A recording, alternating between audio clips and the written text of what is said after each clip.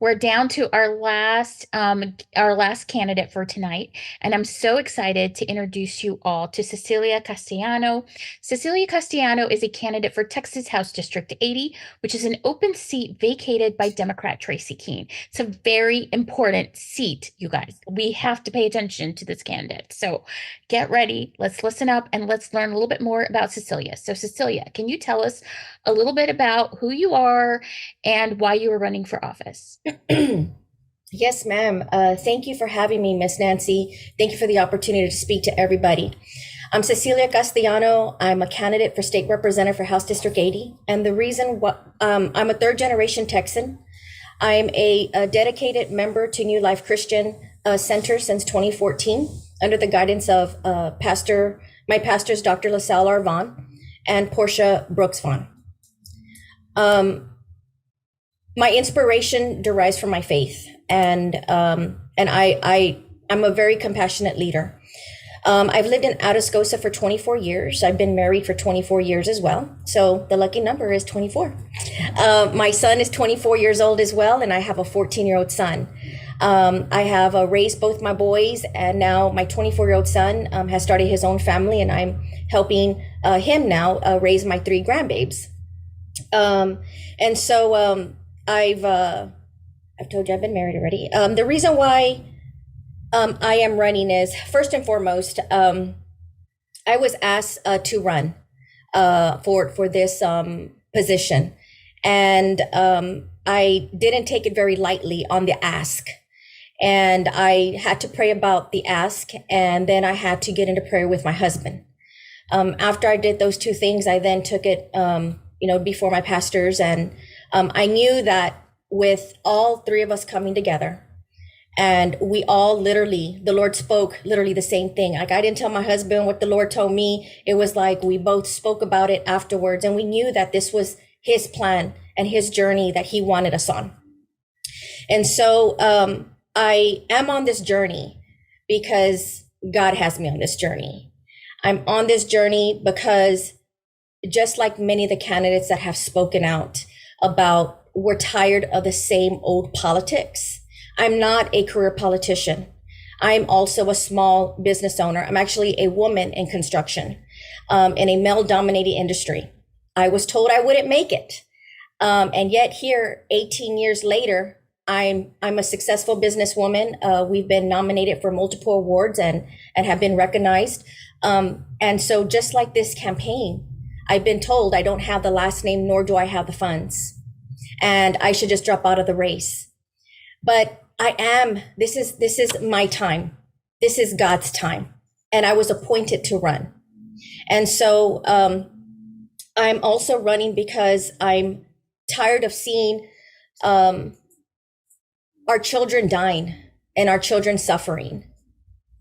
And so that's really why I'm running. Well, those are all very good reasons to run, for sure. So, can you tell us a little bit about what your top 3 priorities right now are for you while you're running for your district? Yes, ma'am. So the top 3 issues are, number 1, we need to save our schools. We need more doctors and nurses, and we need our fair share of state money to build our infrastructure and create jobs. And if I can, I'd like to dive into those. So number 1, saving our schools. We need to say no to vouchers.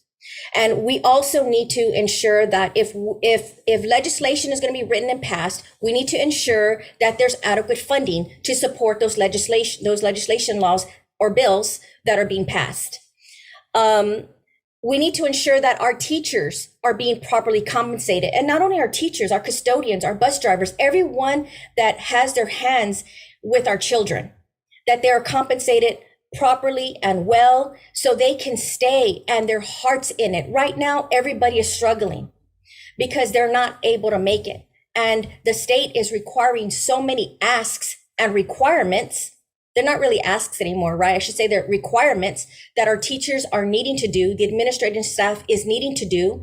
And we're no longer teaching the education. We are teaching on how to pass the test. We're not teaching trade schools, okay? More the trade issues, such as welding or anything dealing with construction, anything dealing with real life issues such as managing a checking account, managing a checkbook. What is a life policy? What is how do you save money? There is no common sense teaching anymore. Remember the home economics classes that we used to have? Those were so good. We no longer have that. We need more doctors and nurses. So that was my second issue. As I've been driving around House District 80, I have seen multiple hospitals shut down, abandoned. Many of the constituents in House District 80 are having to drive 2.5 hours to San Antonio just to receive adequate health care. I came across a young woman that was diagnosed with breast cancer. She didn't ask for it. She was diagnosed with breast cancer and she needed the help in order for her to survive. Not only was she trying to survive, but she was also having to have plate cells so she can have money to travel to and from. So throughout my district, I've been hearing stories such as these. And I already have solutions that I'm prepared to write, bills that I'm prepared to put together. Why? Because I have gotten together with other community leaders and also with presidents and CEOs of hospitals that have sat down with me. And that's what it takes, Miss Nancy, is that the politicians fail to get with the people that know, the people that are boots on the ground. They want to create legislation that is going to be best for themselves or whatever, maybe they're friends, right? But not truly for the people. And so I want to make sure that with saving our schools, doctors and nurses, that there's proper and sensible legislation be written. And number three, the third issue is we need our fair share of state money to build our infrastructure and to create jobs. What do I mean by that? As a small business owner, I too am in construction.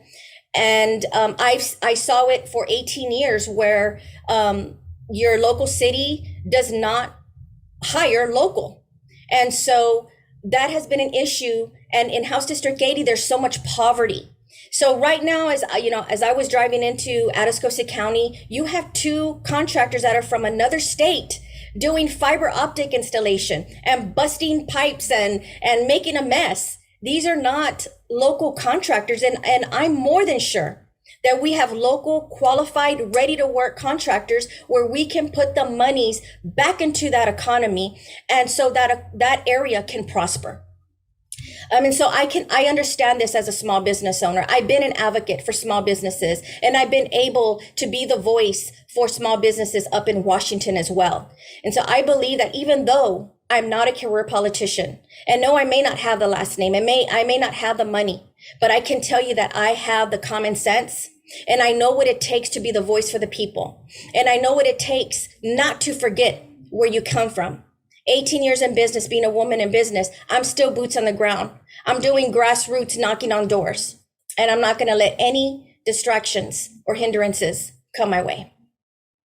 Wow. Well, thank you so much for that. So tell us, Cecilia, where can we find you? How best can we support you right now while you're running for office?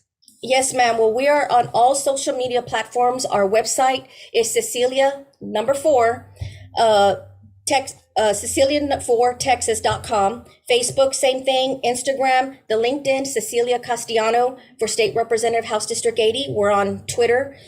And also our phone number. Our campaign phone number is 830-365-1354.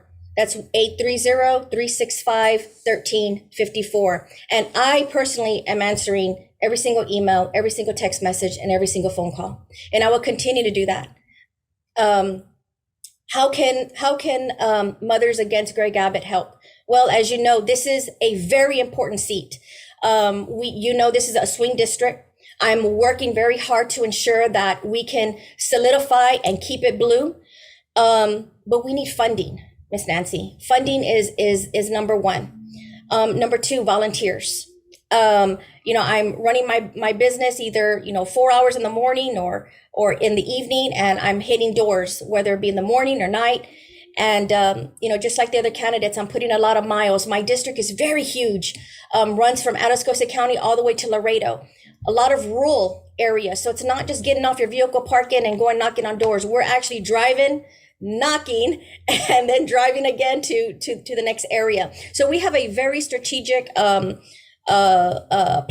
However, those are the ways, and of course, spreading the word and also keeping us in your prayers. Thank you. Well, thank you so much. I look forward to seeing you on the campaign trail and seeing what happens on election day. So I'm Yes, wishing you ma'am. all the best. Yes, ma'am. Thank you, Miss Nancy. I appreciate it.